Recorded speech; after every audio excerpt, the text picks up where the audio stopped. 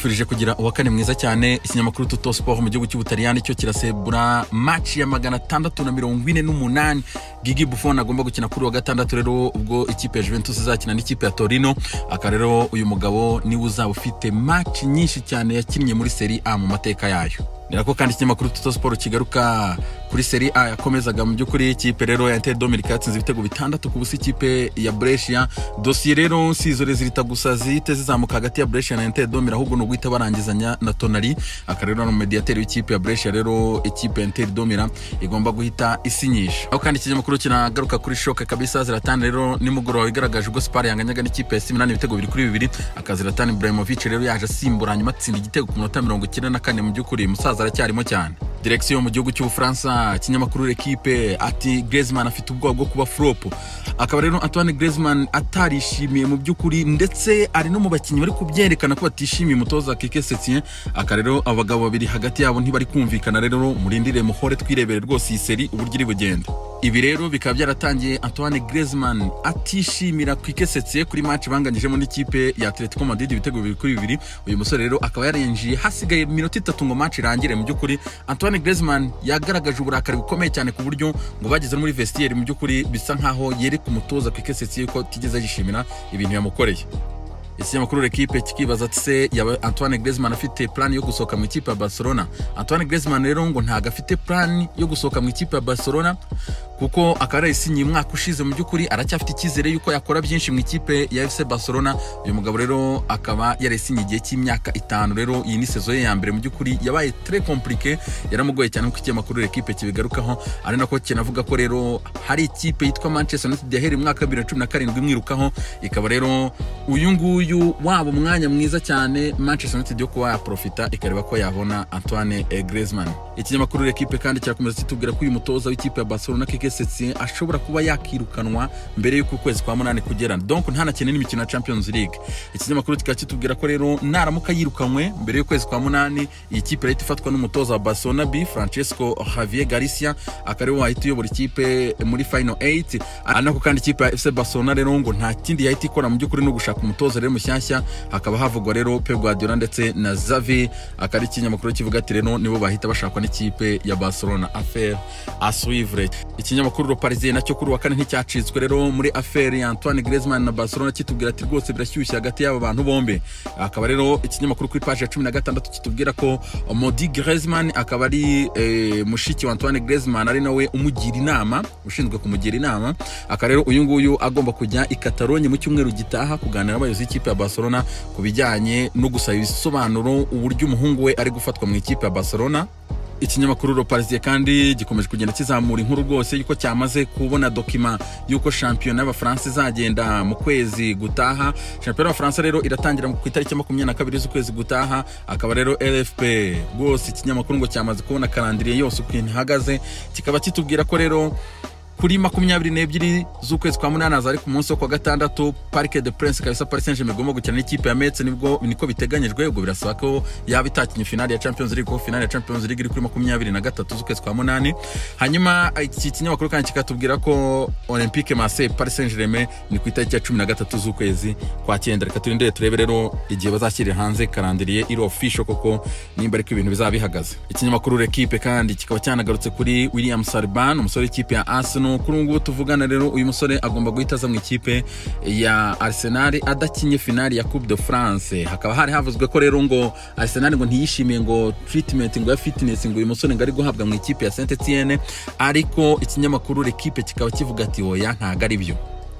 Arsenal uyu musore yamuguze miliyoni 25 z'amayero, harimo kuba izatanga miliyoni 5 za bonus.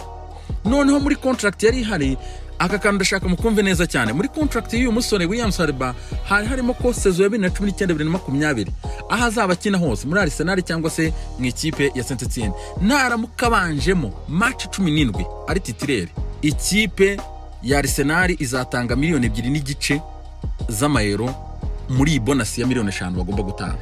Urumva rero Arsenal imaze kumugura miliyoni 25. Niramuka William Saliba akinnye match ya finali ya Coupe de France hagati yayo na Paris Saint-Germain ya Saint-Etienne kuri Saint-Denis, uyu mupeti azahita yuzuza match 17 abanzamo muri iyi saison. Ivyo rero bizahita bituma Arsenal itanga miliyoni 2.5 mu ikipe ya Saint-Etienne. Ubwo rero Arsenal mu bwo kubikwepa ikaba yisuvuga ati umusore wacu tahasha babarira iyo match ntago ugomba kuyikina. Itariki yo gutaha n'ubundi yarageze itariki ya mbere z'ukwezi kwa karindwi. Umukinyi wacu taha hakiri kare, miliyoni 2.5 ntazo tugiye gutanga hariya. Yampaye nkawe.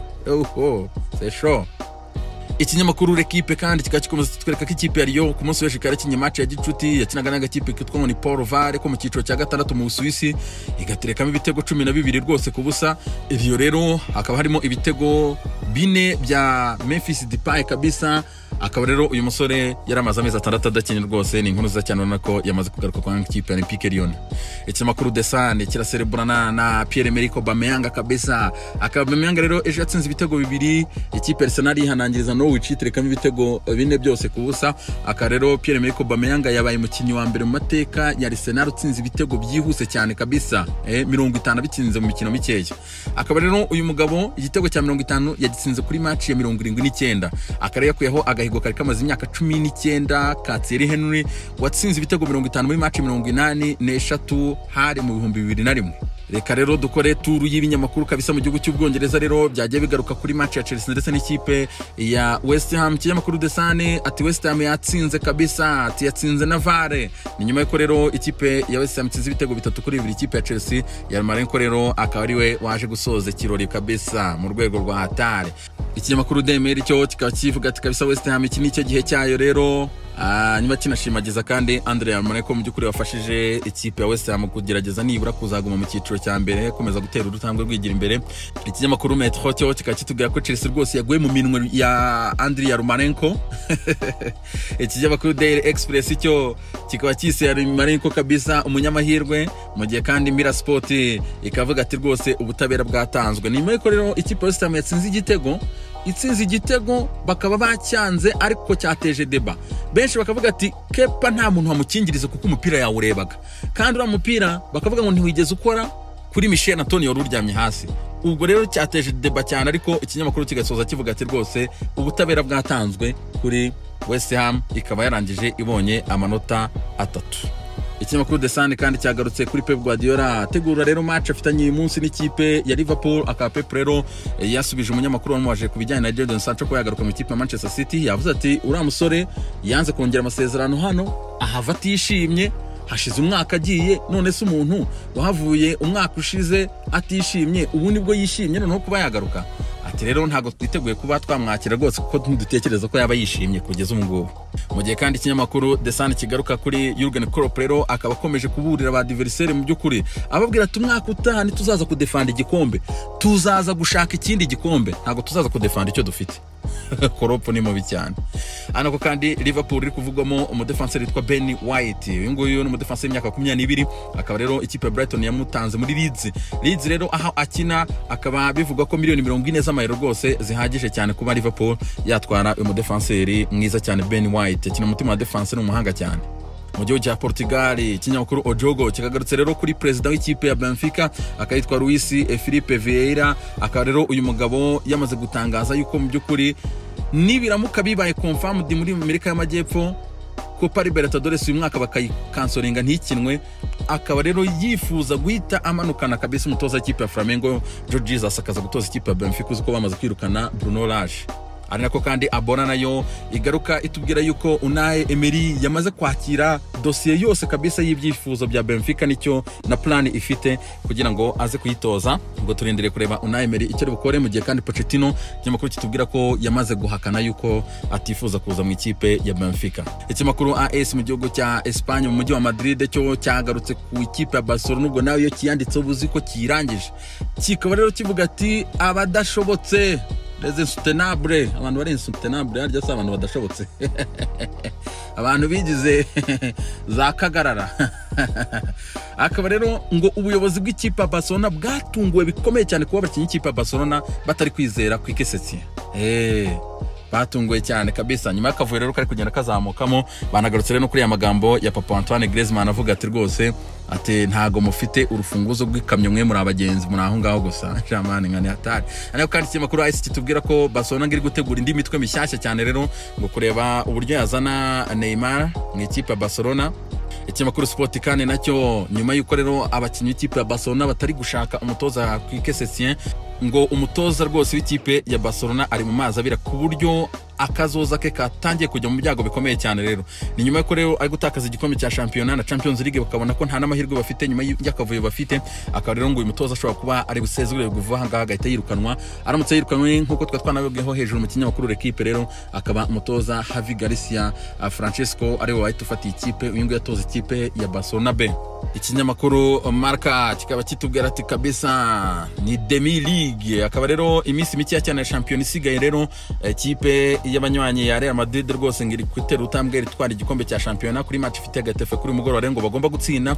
Akaba Zidane rero ikinyamakuru kitubwira ko Zidane yaruhuye Eden Hazard, hanyuma ngo akaba yiteguye kuza kuba akoresha Vinicius Junior ku ruhande rumwe rw'ibumoso. Rero kabisa kino tubwira ko ikipe ya Getafe yamaze kugera kuri Di Stefano, rero imeze neza cyane mu by'ukuri nyuma y'ipoze, rero ngo iri kugenda yitwara neza cyane Getafe, ubwo tutegereje kuza kureba umukino mwiza cyane. Ikinyamakuru Marca kandi kikaba kitubwira ko Gabriel Heinze akaba rero nyuma yuko avuye mu ikipe ya Sarsfield mu kwezi kwa gatatu akayivamo rwose yeguye, akaba rero uyu mutoza Gabriel Heinze uyu muri legende w'ikipe ya Manchester United rero akaba ari gushakishwa n'ikipe ya Espanyol Barcelona. Espanyol rigiye kumanuka mu cyiciro cya kabiri rwose, ngo bakaba plan yabo no guhita bafata umutoza Gabriel Heinze akareba ko yabagarura mu cyiciro cya mbere. Mu yandi makuru ari kugenda zamuka, rero ikipe ya Arsenal ikaba iri gushaka Memphis Depay rero akaba agomba kuva mu ikipe ya Lyon akajya mu ikipe ya Arsenal, nk'uko ikinyamakuru Rodi Sport kibivuga. Kikaba kivuga ko rero Arsenal yahita ikora swap n'ikipe ya Lyon ikabaha Lacazette, hanyuma Depay akaza mu ikipe ya Arsenal. Nkeka ko Arsenal inkuru itabagwa nabi cyane, anako kandi Arsenal nyuma yo kongera amasezerano Bukayo Saka, William Saliba akaba agiye kuza. Ikaba rero dossier ngo ikurikiyeho ku ruhande rw'ikipe ya Arsenal ni ukureba ko babona Thomas Partey bamukura mu ikipe ya Atletico Madrid. Naho kandi ikipe ya Borussia Dortmund ku munsi w'ejo yashyize amayo zayo hanze, urazibona rwose ni hatari cyane kabisa, urabona ko ibintu ari très bien. Uramubona aho ngaho rwose umuvandimwe Jadon Sancho, benshi bavuga kabisa ko atagaragaye kuri jezi, ariko akaba final kabisa. Ikipe ya Dortmund yavuze ati reka nkureho ibihuha kabisa, mubereka aha ngaha yambaye jezi nshyashya umwaka utaha arahari kabisa, ni umukapo. Les amis, koze kugira umunsi mwiza cyane, Imana ibarinde.